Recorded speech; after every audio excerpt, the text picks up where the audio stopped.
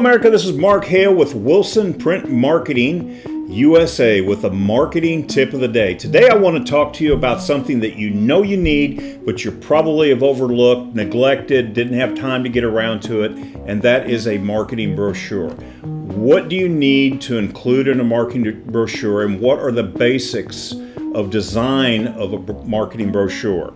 So, you can design it with Publisher, InDesign, if you have a design experience and do it, but it's always better to hire a professional graphic artist to design your marketing piece because it is actually a reflection of your business, and in many cases, it's your first contact with the prospect.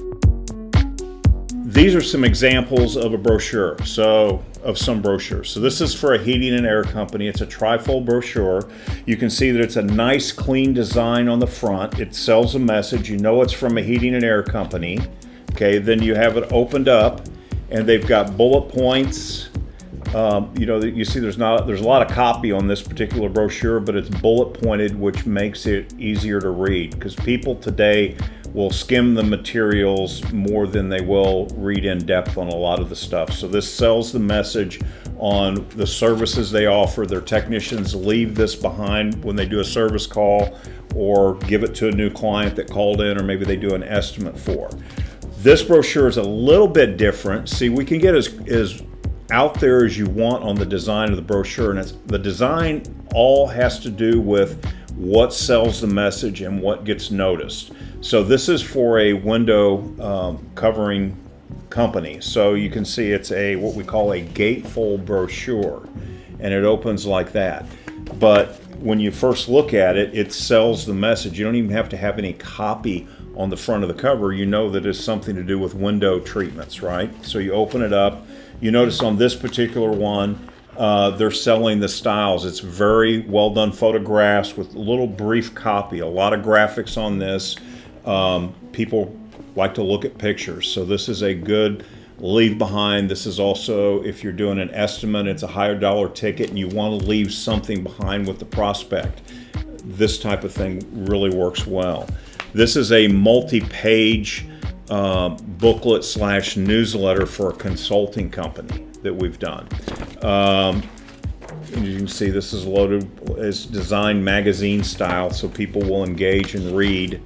It's got a lot of copy and information on this particular consulting company and how they're helping their clients improve their clients.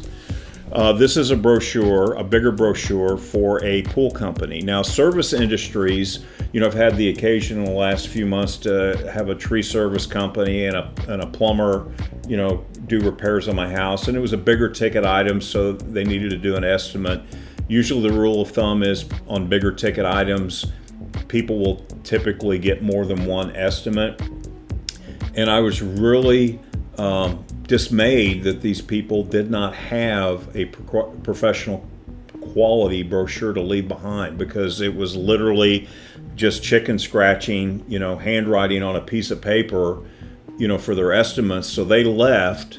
So I'm comparing, company X with company Y, after they're gone, me and the wife sitting around the kitchen table, and what am I going to do? I got chicken scratching here. I've got a very nice quality brochure who, to me, looks like, even though this company may be a little more expensive on the estimate, this company is probably going to get my vote, especially on services that are a bigger ticket item, because you're worried about getting somebody in there. Cheaper is not always better, right?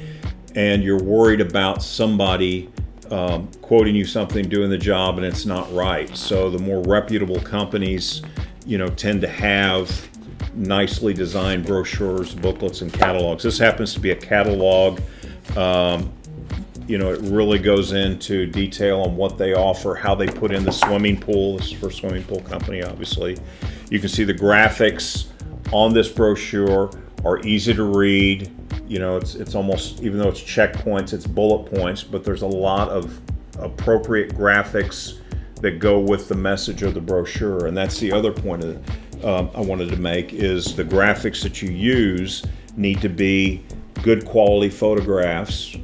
We can help you find clip art. In some cases it'll work, but you're selling a message. This is a representation of your company, and so you want it to look good. And like I said, when you're giving an estimate to the prospect and they're sitting around the kitchen table at on Sunday afternoon deciding where they're going to spend their money with, who they're going to spend their money with, oftentimes it's the company that has the best, most professionally designed collateral material that will get the business. So I hope this information helped you on designing brochures, and I know I gave you a lot to look at or think about. So if you want to make a comment below in the comments section, please let me know on any future marketing ideas or tips that you need or you wanted help with, and I'll be happy to provide that. And don't forget to click the subscribe button so you'll receive notifications of future videos.